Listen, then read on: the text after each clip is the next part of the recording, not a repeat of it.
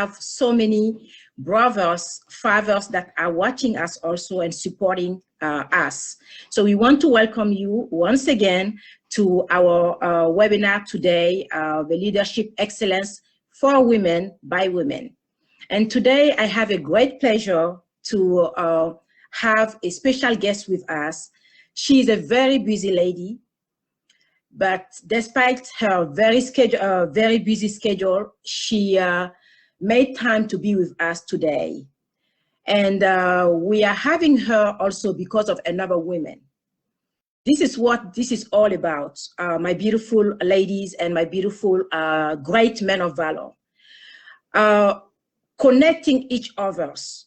When we have information, when we have resources, be willing to share, be willing to open so that other people can benefit from it. And that other lady that made this connection today and made it possible for all of you to benefit from our special guest insights and her time is Fatmata Pessima. I really want to thank her because a couple of months ago, she just called me and she said, I met this great lady from my country. I've never met her physically, but she's awesome and I definitely want you to meet her. And she made the connection. I connected with her, with our guests. We spoke a couple of times. And when I spoke to her about coming and joining us at this webinar, she was willing to do it. Not only willing to do it, she also wanted to offer some of her time after this session to the 15 people that will share live, that will invite guests. So please, we're gonna give you 1 more minute to share, to invite your friends. Please don't keep the information for yourself, because if Fatmata Pessima has kept this information, I wouldn't be able to bring our guests to the platform today. So once again, welcome again, and we want to thank you for your time. Today we have a special guest, like I said earlier on, Miss Ranya Kargbo. I hope I said the name properly. Ranya Kargbo, and I will let her introduce herself, tell us who she is, the type of wonderful women leader that she is, and then we're gonna get to the theme of today. And today she's gonna present to us how can we get into an international career. Many of us dream of that, but sometimes we don't know how to go about it, where to get started. And today we have a special guest that will just enlighten us. So Miss Ranya, please introduce yourself. Oh my God, my sister. Thank you so much. First of all, it's been quite a pleasure knowing you all these months, talking to you and about your dream to do something for women, especially inspiring and leadership, because I believe we all need to support each other. It is tough, but it is rewarding to be a woman in the work environment. So I felt that as a human resources professional, any tips I can give, answer any questions, make myself available would just be nice, because many people don't get a chance to talk to HR in a very safe space. So please feel free to ask any questions. And I would also make time after for a few people if they want to talk about more CV writing, and if they're doing applications to the UN, just need guidance. I am not the ultimate expert, but I have been in this role for 14 years in a leadership role. So my name is Ranya Kargbo. I am Sierra Leonean American. Yeah, so I'm born in Sierra Leone, raised. I go there every year. That's home for me. And I have 2 kids who are my pride and joy. One is 4 and one is 18. He's going to be 18 this August. And I have worked in human resources for 20 years, but I have worked in a leadership role in the United Nations for 14 years. So I started my career in the UN very young. I was 33 and I was the HR specialist at the peacekeeping mission, and then was able to lead that HR function before they hired the new, and I left for UNICEF Nigeria. UNICEF Nigeria was 34 years old. I remember when I was Chief of Human Resources. I was very young. And it was an amazing, amazing experience. I led the whole HR through bomb blast, everything. And after Nigeria, I moved as head of HR for UNICEF to Bangladesh. And I worked also on the Rohingya emergency from start to scale up.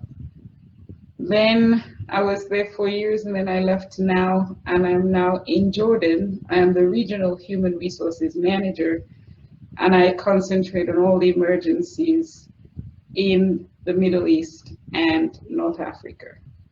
So UNICEF has been an excellent organization to work for, empowering their commitment to young talent, women, diversity, has enabled me to be where I am, and many women to actually fly past and succeed. So I am very happy to just share my experience if it will help anyone. Thank you. Thank you so much, Ranya. And I'm sure many, just like me, listening to you, were just traveling with you. We felt like we were just going in your suitcase with you to all those countries. That is the beauty also about international career. We're gonna get to that in some moments, but I am sure many of our viewers are wondering, well, how can I be like Ranya? What does it take? Where do I get started? Let's say we have a sister or a brother that is connected, wanted to join the United Nations. Where does this person need to start with?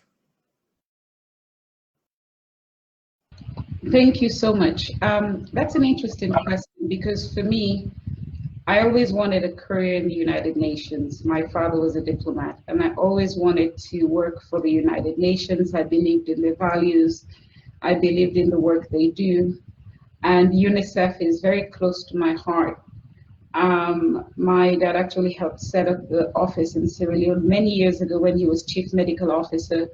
So I always wanted to be part of this journey of the UN and to make an impact. So even my academic qualifications, I was all in preparation for a role. So if you want to work with the UN, first you have to have a passion for what the UN does, because it's not for everyone. You're going to be working in complex environment. You're going to be working in very high volatile, diplomatically sensitive environments.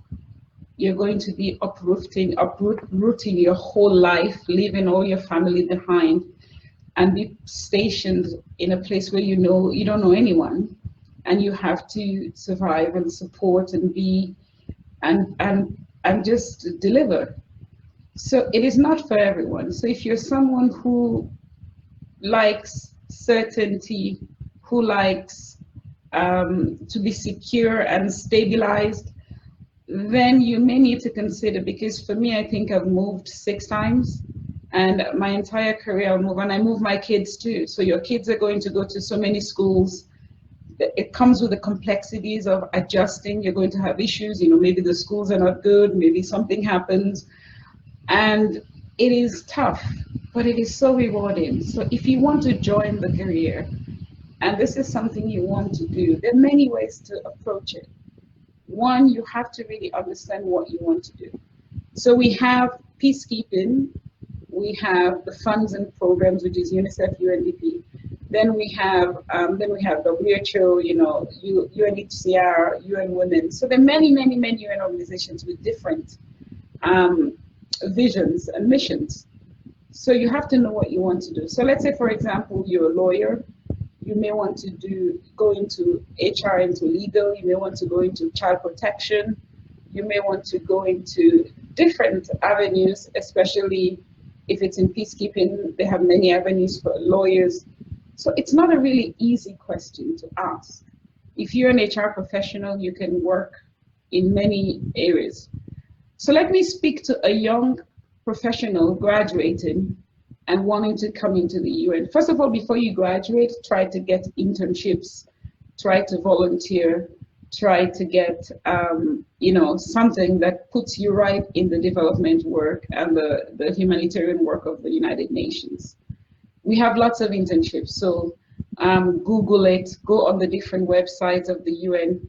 If you're not sure, go into the there's a website, I'll think of it and show you, because it will have all the listings of the job at the UN, and you can look there. We advertise also on LinkedIn, so look at those avenues. Google UN jobs, it will pull a lot of information. So if you're graduating, look at those avenues.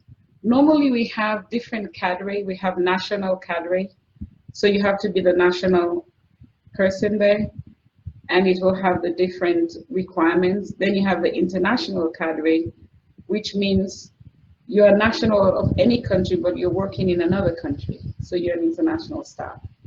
We also have consultants, we have interns, we have United Nations volunteers. So many, many avenues to join this amazing, rewarding work that we do. So I encourage young professionals to do that. Let's say you're mid-career individuals and you want to make a transition. It's normally easier if you're already in the NGO space and you're doing like work, right? So you're with Save the Children, you're with the Red Cross, you're with different other NGOs, then it can be easy to transition. But I also have good news, because I transitioned from the private sector. I had no NGO experience. I was totally from City Financial, and I was totally new to the UN. So if you think that you have to work in that space alone to get in the UN, it's not always true. So I applied, I competed, I did a test, I did an interview, and then I did a face-to-face interview, and then I was selected. So it can happen that you can move from the private sector to the United Nations. You can move from the government sector to the United Nations. But I was moving in the same field. So I was not transitioning from one field to another. So I was moving from HR to HR. So I would say the first step is look at the job description and see if it fits you, and then apply. Many people think that the UN is so difficult to get into, and it's true, because it's very competitive. A lot of people want to work for the UN. So you're going to be competing with the best of the best, even internally and externally. So you need to make sure you prepare yourself, your CV, your interviewing skills to succeed, because it is going to be an extremely competitive process. You see the applicant pool very wide, and by the time it gets to the top, it's one person. So you really need to be, as we say, have your A game on. But it is possible, and I am happy to share always that I came from the private sector. I was very young, and I was sometimes lost, and then I had good mentors. Oh my gosh, I have been lost so many times. But luckily for me, the agency I work with, they have mentorship, and they put you through these training programs. They really coach, they really invest in their staff. So I've been privileged to have a lot of people who have invested in me as a person and also in my career. And for that, I'm truly grateful. So to summarize, apply. And then, yeah, that's the first step. Over. Thank you so much, Ranya. I believe our viewers are getting a lot of great information. And I'm glad that earlier on you touched about young graduates. I believe my first session that I did for this leadership excellence for women by women was actually about networking.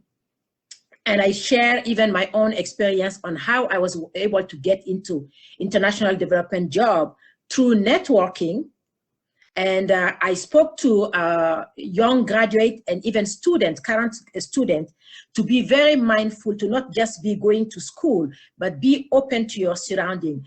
Make connection with your student advisor, because guess what? My first international job, I got it through connection to my student advisor. At that time, I told her, well, I want to work for the World Bank before graduating. And she started connecting me with people. It didn't work out the way that I was planning to. But then again, I went back to her, again, just like be persistent, just, you know, keep on pushing. Even if the first time didn't work, keep on trying. God may work in a different way, and expecting, and then you can see the result. Like I said, with me, it didn't work for the World Bank, but a few months later, after doing networking, I got an email from my future boss, if I should say that at that time, asking me if I'm still looking for a job. And you're talking about a graduate student who was broke, and she's getting an email asking her if she's looking for a job. But again, it took me almost like 9 to 10 months for me to land that first international job. And just like you said, you may not be in that particular field, but go ahead and apply and see what's going to happen. Now, you spoke about testing. I had a friend actually who's connected, Debbie. She was wondering that she heard about the requirement to pass some tests in order to, this is actually passing some tests is the hiring process or the application process. Could you please give us more details about that?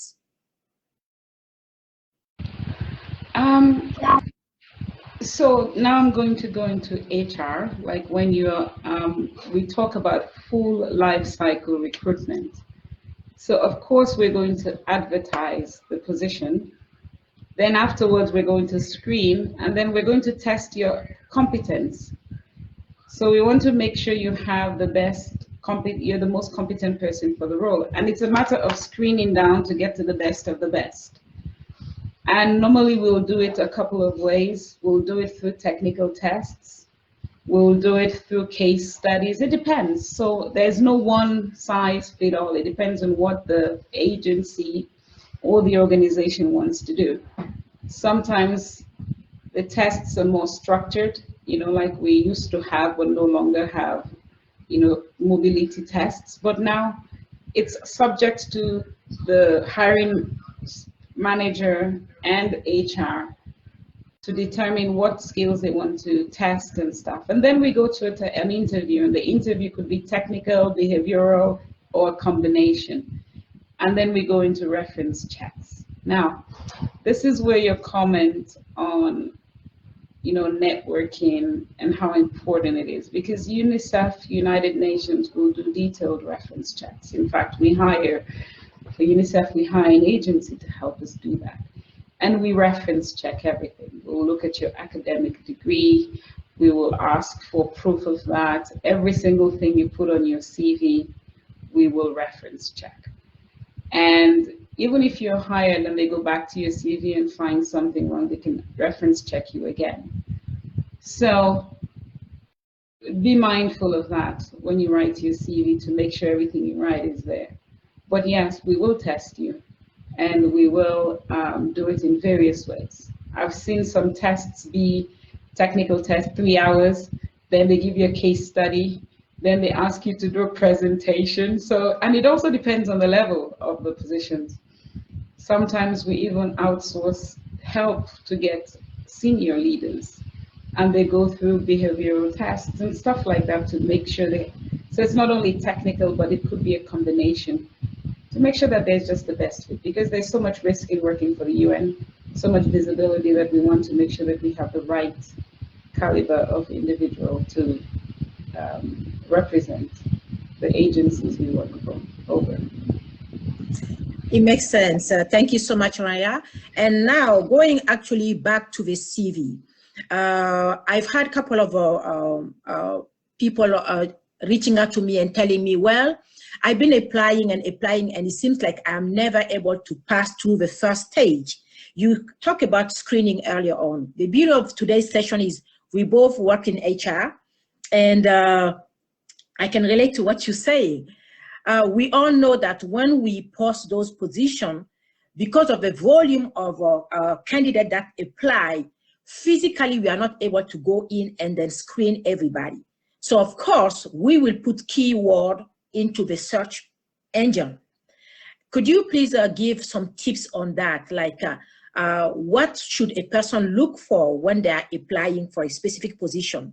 What do they need to pay attention into the job description to make sure that whichever the job description is required, it's not like you're just gonna take a CV, a general CV, and go ahead and apply for it. You have to tailor it to the need of a position, of the job description, use some of the keyword. That way the search engine will be able to pre-select at least your CV and your application for the next level. Could you give us, just give all of us some details about that? Yes, you know, in HR, you'll get like 1,000 CVs for one role. And first of all, what does the CV do? The CV gets you on the short list. The CV does not get you the job. The CV shows to HR and the manager that you have the minimum requirements and the qualifications to be shortlisted for the position, right? So I see many people mistaken that people are going to read all their CV and give them a job. No, that's not. Nobody's going to hire you off a CV. No way. Nobody does that. So why am I saying this? I have seen individuals write 20-page CVs. Who is going to read 20 pages of CV when you have 1,000 and you're applying for one? Please don't do that. Nobody's going to read 20 pages. I see individuals write all their research that they've done, all their every publication they mention the name in. It's like sometimes it's 5 pages. And so I've seen those pitfalls.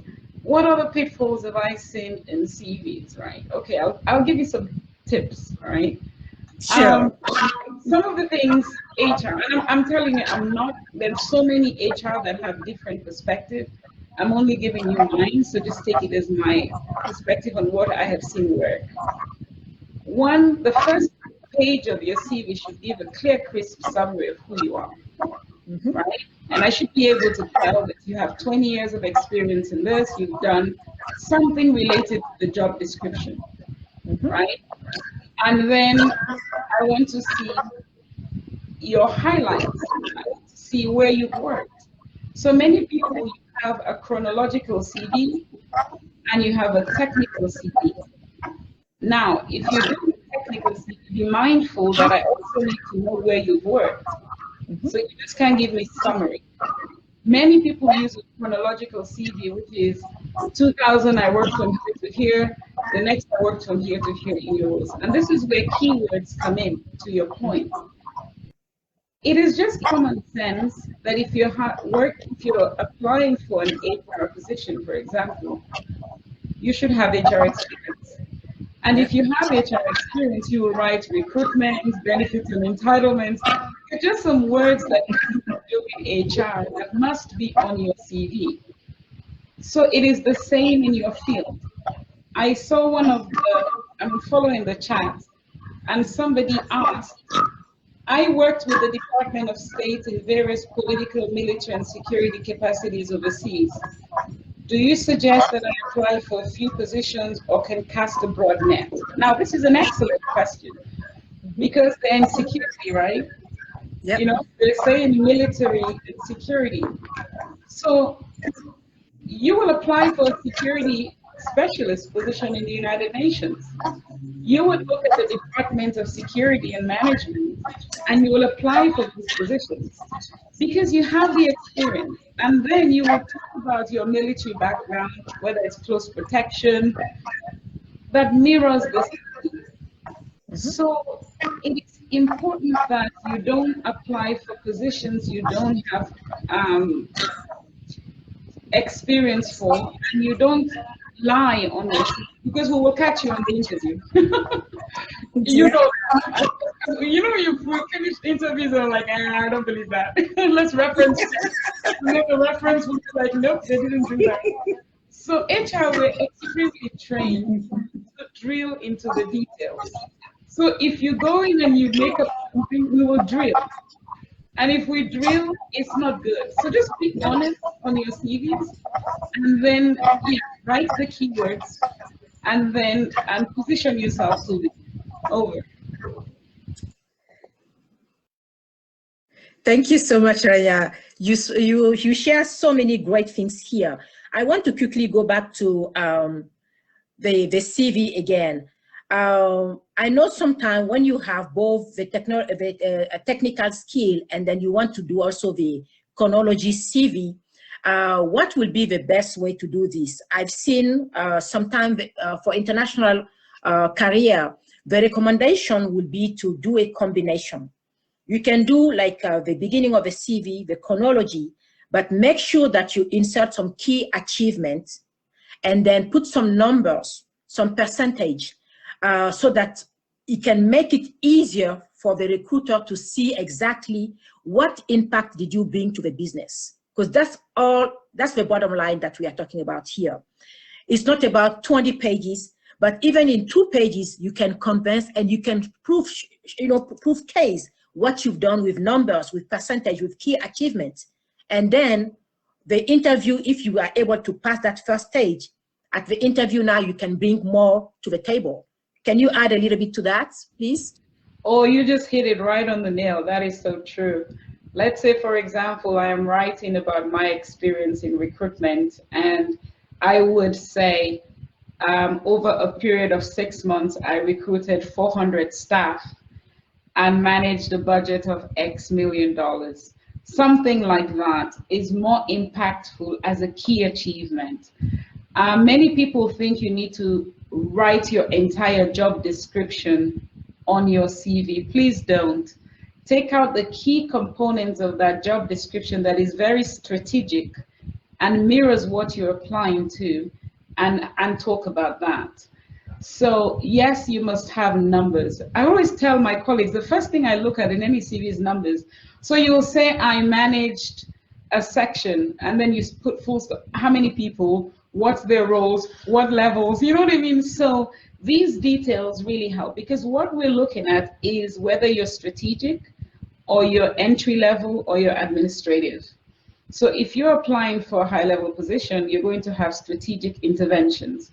If it's an entry level, then you may not have that much information. And so don't make it up at all. Never, never, never lie.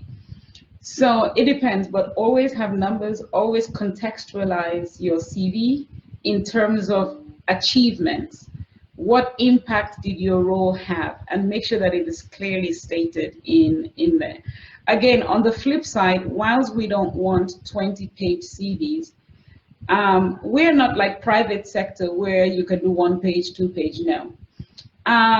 Take some time, 4 or 5 pages if you have over 10 years career. It's fine, but make sure it's 4 or 5 pages that I want to read and has key things. It's also good to invest in professionals to help you just look at your CVs. Many people do it, and it's a skill set. And also, if you know people in HR, send it to them, say, what do you think? Please don't have typos and spelling mistakes in your CVs. It is such a turn-off to hiring managers. It shows that you are not organized. It shows that it's sloppy. So please don't do that. So really take time before you put your CV out. Make sure the font, the syntax, the grammar, the spelling mistakes don't exist. And yeah, so yeah, over. Thank you again, Rhea. I believe we are having a couple of questions on the chat. We are having someone asking, what is the age limit to start a new career in UN? And another one who's asking, what is the age limit that would hire you? So it's like the minimum to the maximum age limit. So one, we don't hire children under 18 because, you know, we don't hire children. We don't even take you for internships and stuff like that. So if you're under 18, don't even bother. This is my experience. And second, we don't discriminate. UNICEF and the UN has a very high anti-discrimination policy for age. So we don't have any maximum age we apply. I have seen the retirement age is 65. early retirement is now 58. I have seen people being hired at 64, 62, 63. I have seen people being brought back into work at 70 as consultants. So we don't really discriminate. In fact, we value more your contribution and we don't look at age. So yes, we don't have any cap. You know, some agencies says if you're over 35, you cannot qualify for, no, UNICEF does not. The UN, my experience, UN doesn't have that. Over. Thank you again, Ranya. You spoke about volunteer. I am going to address this question actually on behalf of my African community. Many don't believe on volunteering. I am going to give you just an anecdote that happened to me. Again, when I graduated with my master in international economic and public relations, I was trying now to go into the international development field. And it was hard. So the only way for me to get that foot into the door was through internship. And it wasn't paid. So now you're talking to a young graduate, and at that time I was working at this designer shoe store to pay for my bills.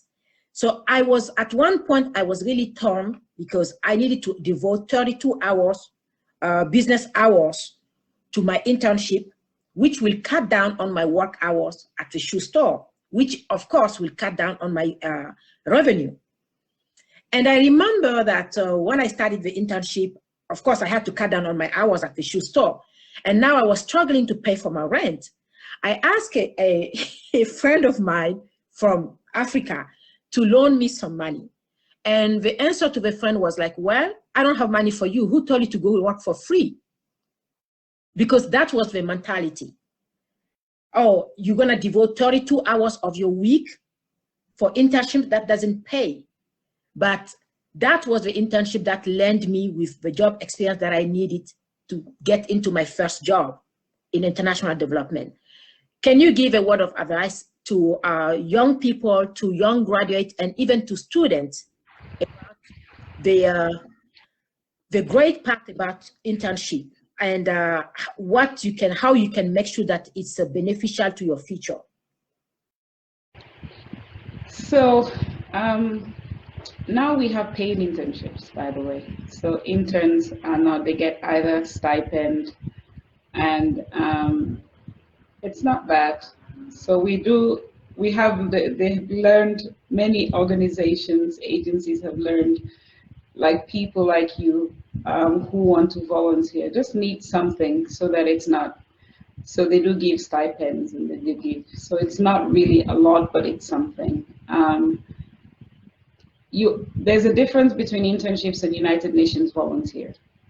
And United Nations volunteer, I'm not an expert in because they have a separate governance. But however, we have hired United Nations volunteers and they are paid, by the way.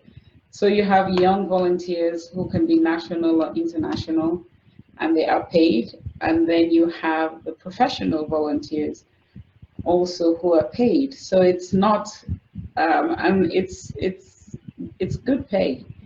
So when you hear the word volunteer, don't think it's free. And when you hear the word internship, don't think it's free, because now there's some remuneration to all these. So I encourage to apply. So if you finish your bachelor's degree, some agencies require you to be enrolled in your master's, some don't, some accept you with your bachelor's degree. So look at the requirements closely. I don't want to speak one size fit all because it depends, but apply. And then when you apply, ask about stipends and negotiate. You know, in HR, you have to negotiate everything, even salaries, right? I remember when I was in the private sector, they wanted to hire me and pay me a certain amount of money. So I wanted the position, and then I called the decision maker and I was like, you know, for me to come on board, this is what you have to consider. And I built my business case. I did the research on what people like that are hiring. And I received what I wanted. So don't be afraid to negotiate and don't be afraid to be flexible. Over. Thank you, Raya. We have one of our viewers asking, she's explaining that she has 16 years of HR experience in Africa. But since she moved in the US, she has been working in retails. And then she said that a recruiter told her that she couldn't be hired in any HR position in the US because she doesn't have any strong US HR experience. She applied to many HR or related positions, but has never been hired. What is your advice that you could give her? Something about her CV is not communicating her experience. Because if she has 16 years of experience, then it's in her CV. But she also needs to know what is the requirement in the US for HR professionals. It's a very competitive field to get into.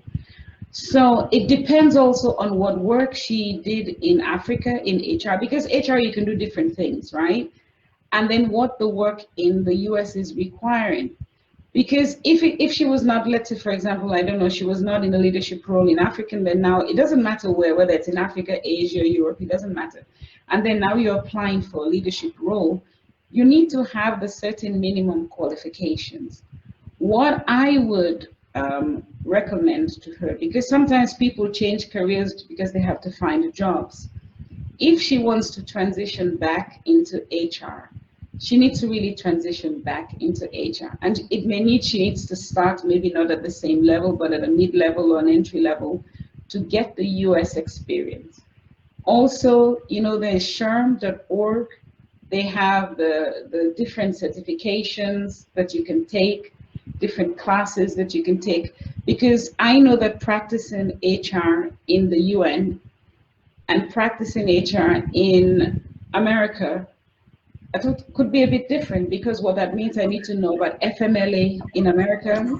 I need to know about different things. I maybe need to know about unions, you know, working with unions in America, which I have done in my private sector, but now I'm in the UN, I'm not working with unions. We don't have FMLA. You see what I mean?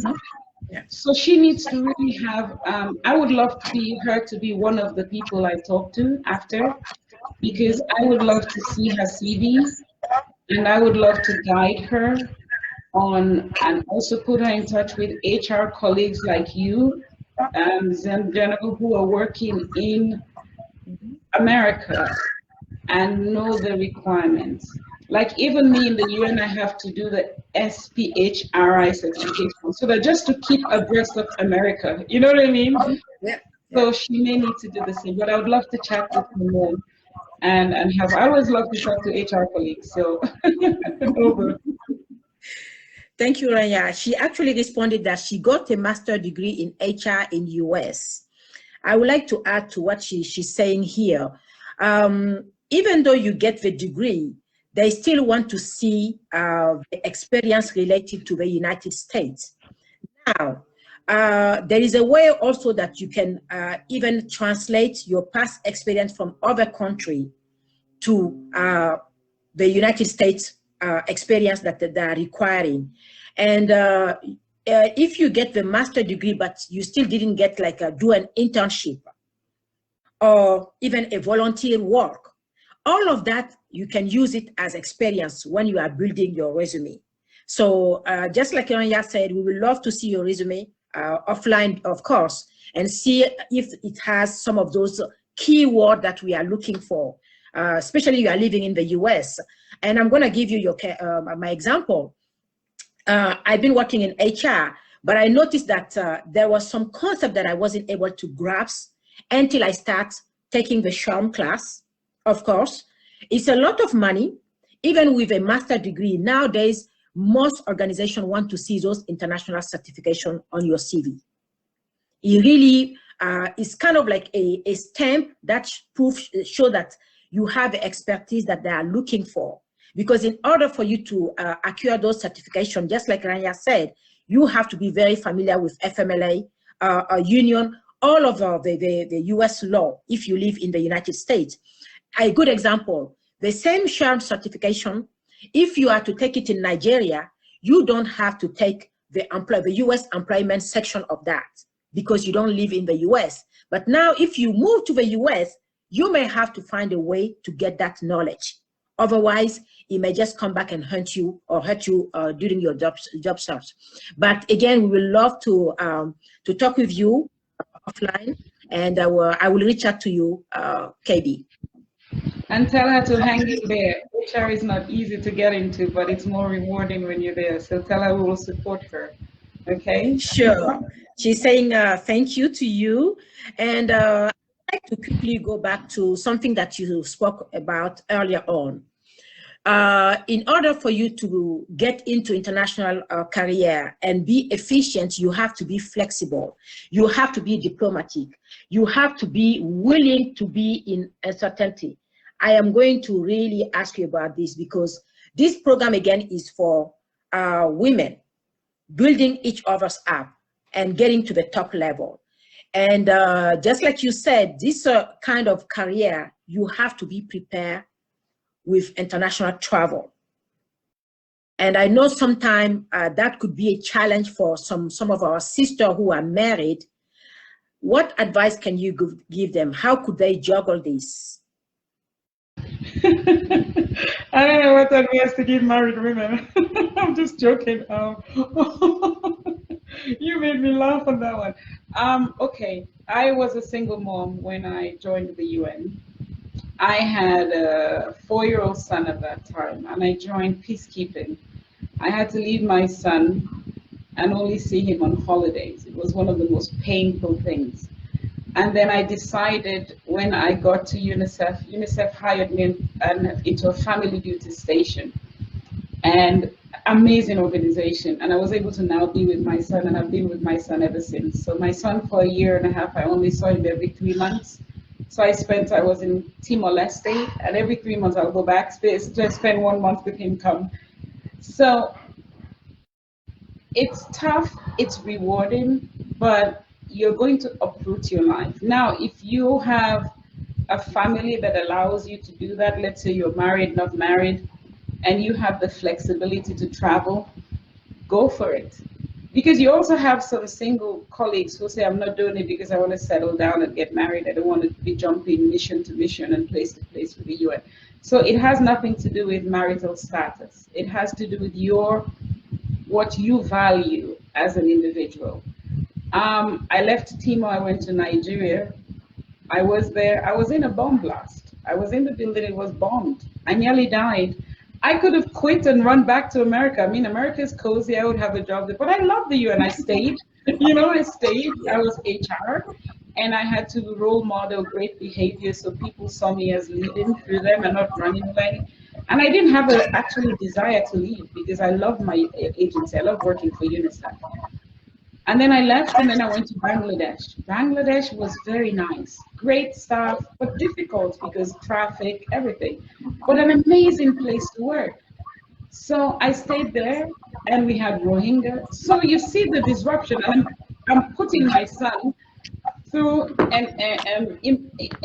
what do you call it, elementary school in Nigeria, 1 year school in Bangladesh, then he went to boarding school in America, now he's here in Jordan. It's disruptive, and you have people who are in worse, they're not even in family duty stations, they're in emergency duty stations. They only see their families maybe 6 weeks. So you really have to soul search if this is what you want. If you don't want any disruption, you want to have that house where you're going to stay in and kids are going to grow up in the same place for 10, 15 years, then the UN international career may be very difficult because they will move you and they will ask you to rotate. And when they ask you to move, you will have to move. So for me, I love it. I've lived in many countries. I travel all the time. My kids love it, but my son he's like, Mom, I'm tired. I'm tired of moving place to place. So yeah, I stop here. When you were talking, it just reminded me of myself during my single time. I remember there was a time I wasn't even opening up, my suitcase when I come back from a trip, and I was single. I loved it at that time because I felt like, well, this is a great way for me because I love traveling also. So to me, just being exposed to different people, different way of doing things, and most of it, like you said, you really have to have a passion for this, because beyond the travel and all the benefits, this is really about helping people. This is about helping the needy. This is about helping children, women, people in developing countries. So if you don't have a passion, even in anything that you do in life, you got to have a passion for it. Can I add one thing? Sure. One of the things that UNICEF, my agency, does that I love is they try to help spousal employment. So let's say you're married and you work in a station, they will try to help your spouse get a job also. But it depends on whether they have the qualifications, job are open. So many times it works, many times it doesn't, but we have that commitment to health. So this is also good. But we also have a lot of families who travel with each other. So the wife's working, the husband will travel, the husband's working, the wife will travel.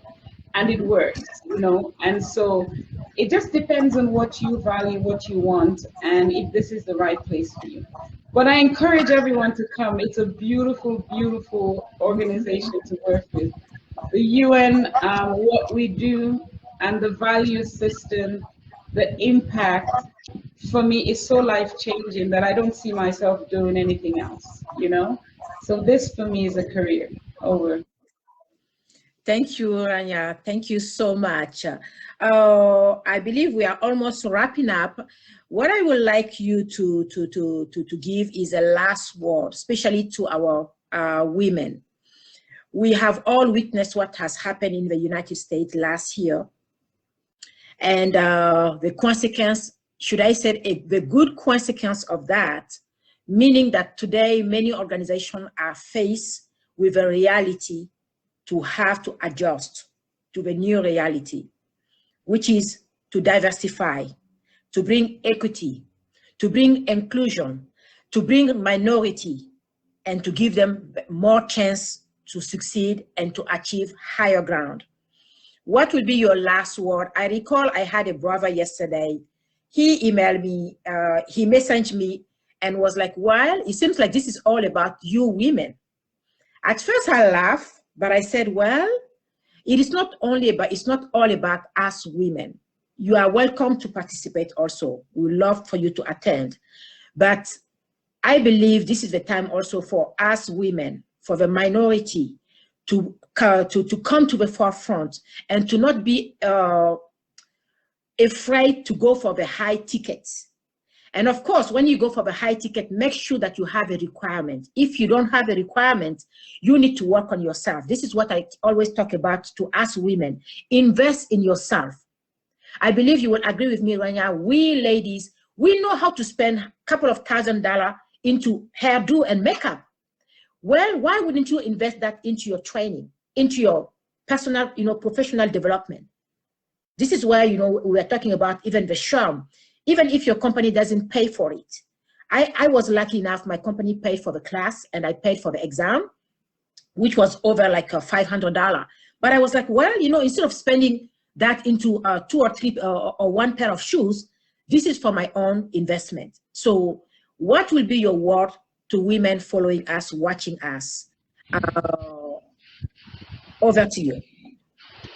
Thank you. First of all, we have a lot of great, smart, intelligent, kind, amazing women out there. So many. All they need is a chance. And this is where our men come in, who are in positions of authority and hiring, and also our women come in. I have been mentored and supported by all nationalities, races, men, all sexualities, everything. Because for me, I have one fundamental principle, which is kindness. And that's how I operate. I have an open door policy. I'm kind, I give, and I like to mentor people and give them information. We don't share enough information to help each other. Even in the workplace, You go, you see people, as soon as you're right, they think they're competing. No, we're not competing, we're together. I have even my colleagues are like, no, this is my territory. Oops, sorry. But we have to understand that when we stop doing that and we're more inclusive of each other, we all grow. I am not perfect. I have failed. I have failed in managing upwards because I don't manage it well. And many people fly in their career because they manage only upwards. I manage 360 because I'm an HR professional. I manage from my direct reports, everybody. I want to make sure they feel listened to and valued when they interact with me. For my women, especially my Black women, it is tough. We are not in the leadership cadre at all in many, many, many organizations. I see many tables where there's nobody that looks like me above. I have sat in tables where I have been the only one at the table for many years. And it is not because of me. There's so many dynamics and we have to address it. Now I work for an organization that values diversity.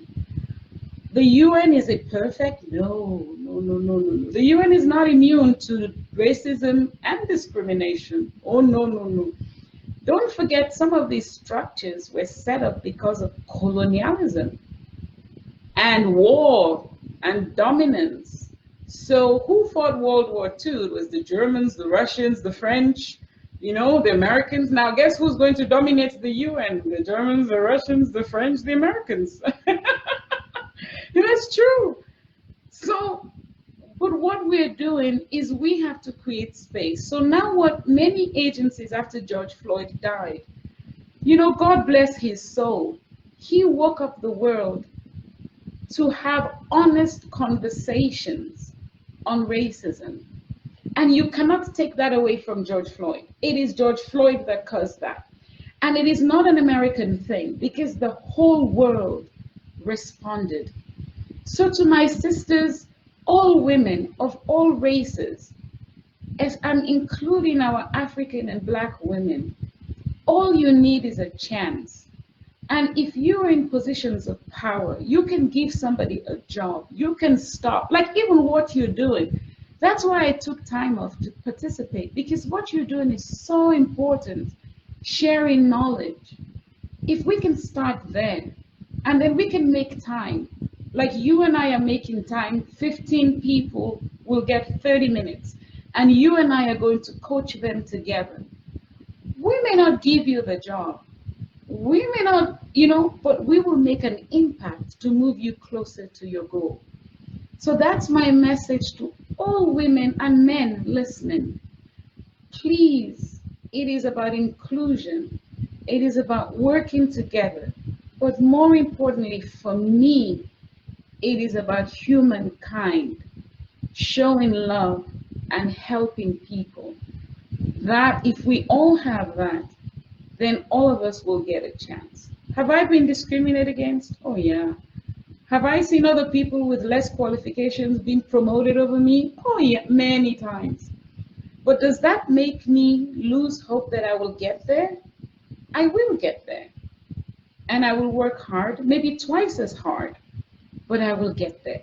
So all my women listening, you will get there. And reach out to anybody you think that will help you. Over.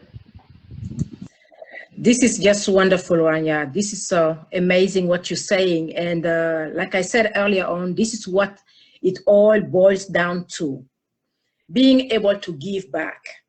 You and I, we had a chance to come into this country, to study here, to become citizen, to work here. And here you are today, you choose to go to other country to to share your experience.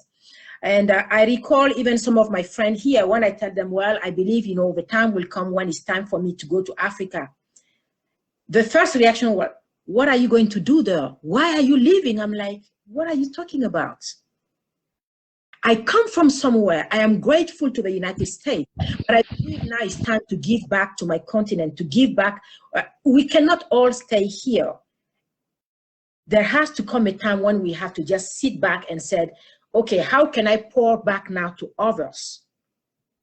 Just like I said, you know, even this webinar, whenever we are having things like that, please, women, let's share the information. It is not about the numbers of views. It's about just helping other women, pulling those who are behind. Just, you know, give a hand and then tell them, I am here for you.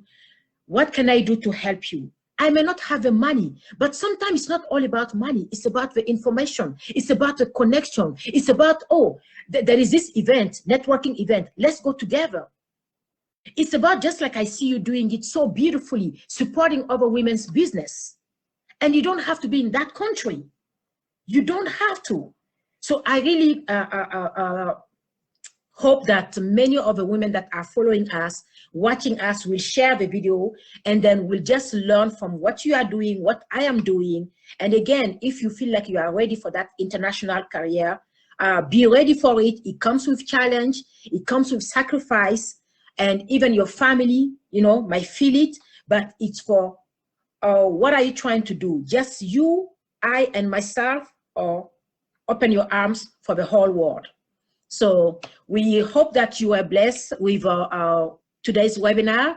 And again, Ranya, I really want to thank you so much. I know you are extremely busy, but I'm very grateful for your time, grateful for your insight, and for your availability. For those who have followed us, I hope you are blessed. We will follow up with you and let you know, for the 15 people who share, how you can get in touch with Ranya. Thank you so much all, and have a great evening, have a great day, have a great morning, whatever you are following us from. We love you dearly, and until next time. Thank you so much again, Ranya. Thank you.